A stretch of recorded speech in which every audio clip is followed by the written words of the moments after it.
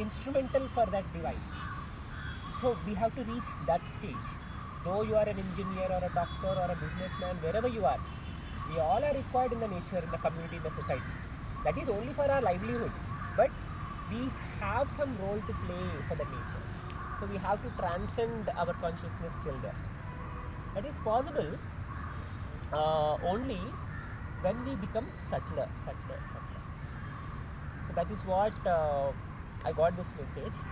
So the birds, when they are shrimping, the trees are opening up that receptivity where that nature is like giving that frequencies, trees are absorbing, and through trees, like when we don't have that potential, when we are blocked to receive that energy, so we are depending on trees.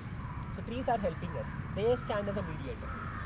So when a person who is conscious is receiving that energy, he will be helpful for other beings who are in more gross level, because he will be a mediator for other beings. So we will be in a potential to help our fellow beings, so to lift them up, because we have reached that level. Now we will be helpful for others who are in that gross level. We can pull them up and transcend them also. So then if they are receiving more subtle, more gross beings are there. Like if you go to the Adolokas and Urdhvalokas and Adolokas, like the nether worlds, so we are sending that energy for those nether beings. They are getting transcended, so they are getting uplifted and becoming subtler and subtler and subtler. The subtler frequencies are transcending, like coming down and becoming gross. The gross is becoming subtler. So this is an ongoing process, like a equilibrium, like a 8. So in that, if you dissect more further, there are masculine, feminine energy, positive. Every individual is feminine and every individual is masculine. So the feminine is receiving energy from the masculine, and the masculine is receiving energy from the feminine. It's a cosmic dance. So it's like a 8 cosmic dance, exchange of energy between Prakriti and Purusha. So that Prakriti and Purusha is there within us all. That energy exchange is happening within us all. So we are Prakriti and he is Purusha. So when that energy is entering us, again there is a Prakriti and Purusha inside. More gross. That same dynamism is there. In the nature also, like flower to become fruit, sorry, a male flower will keep up pollen. So there is a bee which has to take that pollen and give to the female flower. Then only the female flower will give the nectar as an exchange, as a gift for the bee, because it is helping to get that pollen. And now this female flower will be getting pollinated, and then fruit will come. Now the bee got that nectar. Now what does it do? It will take that nectar, mix with that microbial activity in its saliva, and then it will leave in its hive and fan it. Then that nectar gets fermented. If it's not fanning it, that liquid will turn acidic. So that's why when it is fanning it, you are evaporating that moisture. It is condensing that sugars. That nectars are sugars, sweet. So that is getting condensed and becoming honey over a period of time. So this nectar, from where that sugars are coming? Again from that soil microbes.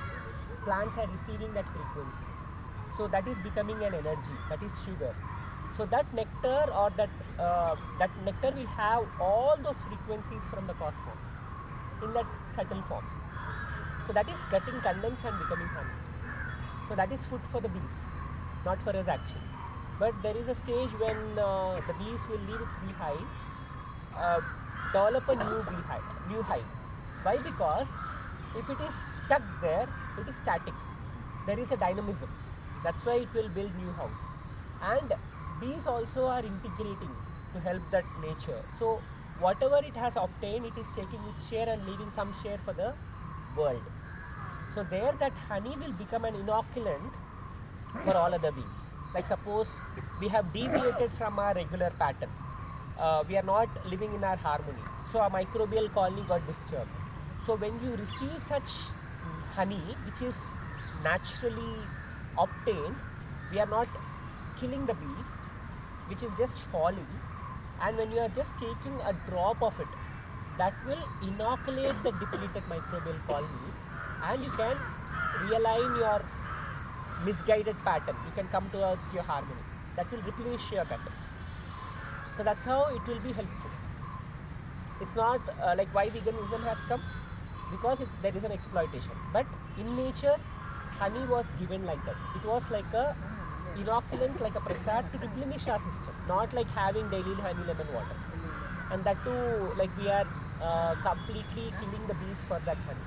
But here in the nature science, what our scriptures told about honey is that honey, the fallen hive honey, which will be like a prasad for us.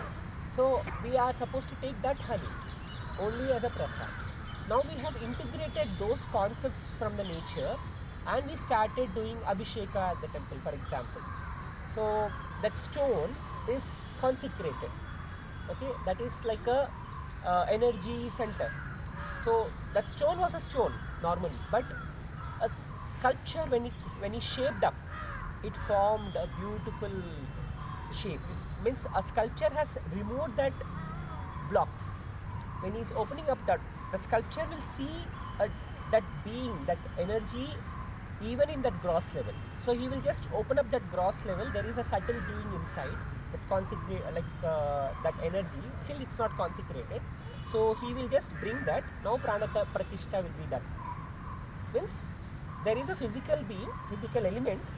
Now in prana pratishtha, you are invoking that consciousness to be there. You are giving space for that. Now it has been energized. That consciousness have a space now to spread its energy. Or else that energy is there like a current, but it needs a material. That divinity needs a material, or else it cannot manifest certain things. So Prakriti and Purusha. So the Prakriti is the Jada Tattva, material. So Purusha cannot manifest without Prakriti, cannot express its capabilities without Prakriti. Like how a current is there. A current cannot express itself if there is no fan or a light. It cannot express. So current is required for that fan to work, but at the same time, if that fan has to express, it requires current. To give, to know the value of that current, fan is required, light is required, some expression. So it's both vice versa. So current is there. Now creation is the expression of that current. Correct. Right? Absolutely. So creation is the expression of the divine capabilities. That capability is